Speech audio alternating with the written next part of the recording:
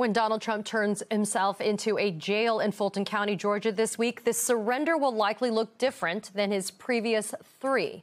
In advance of the Georgia indictment, Fulton County's sheriff told reporters the former president might be treated like any other defendant, saying, quote, "It doesn't matter your status. We'll have a mugshot ready for you." The indignity of the criminal booking process may be getting to Trump as he continues to take to social media to make false and erratic statements in the wake of his fourth indictment.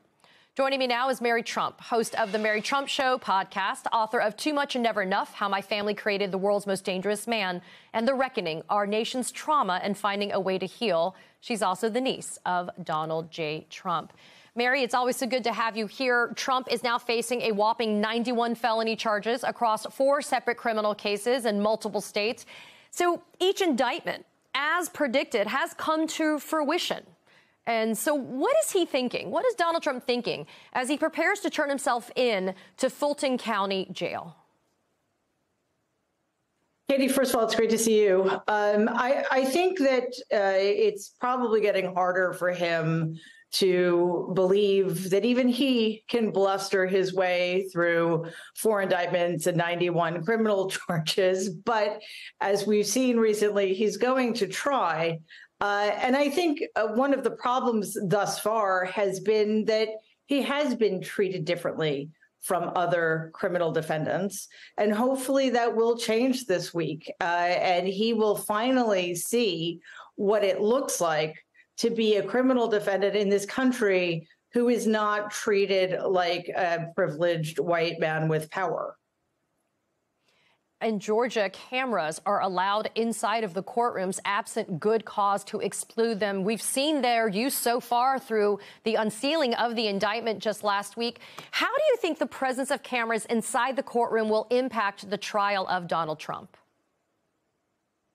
I think it's going to have an enormous impact because even for people who are his supporters and who think that this is a miscarriage of justice, this will be must-see TV. And Donald has always told them not to believe their lying eyes, only to believe him. However, when he's the one they're looking at, it's going to be very difficult for him to spin away from what's actually happening in front of our eyes, right? So I think it's going to be monumentally important that there be cameras at the very least in the Fulton County courtroom. And I also think that it's going to be something that Donald himself is going to regret. I think his legal team has asked for cameras in the federal courtroom. And I think pretty quickly they're going to find out that that's really not something they wanted after all. After Trump's indictment in Fulton County, you tweeted the following: "In fairness, he's been the head of a criminal organization since the 1970s.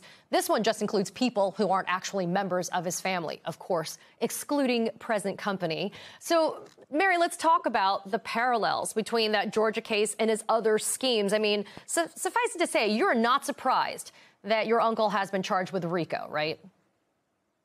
Not at all. I'm just surprised it took a few decades too long. I'd say, too, oh, sorry, go ahead, Mary.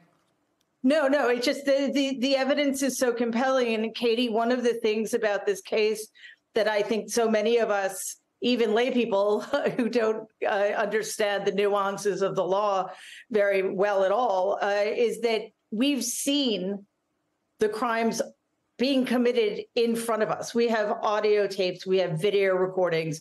So it has been an exercise in frustration to see how long it's taken. But as DA Fani Willis has shown, it's been well worth the wait.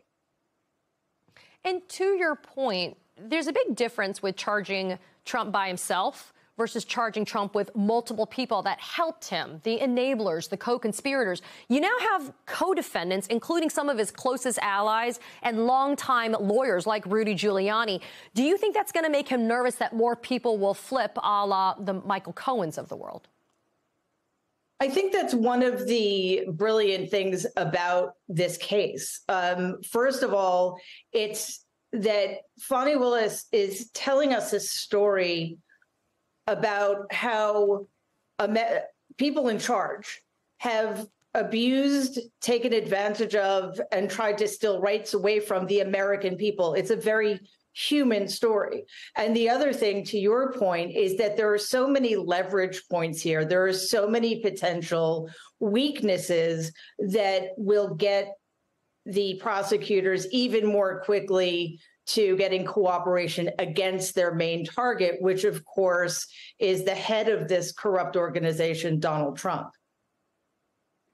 And how quickly, Mary, would you anticipate Donald Trump actually throwing everyone, but himself, of course, under the bus? Oh, we're seeing it in real time. It's going to happen until he's the last man standing.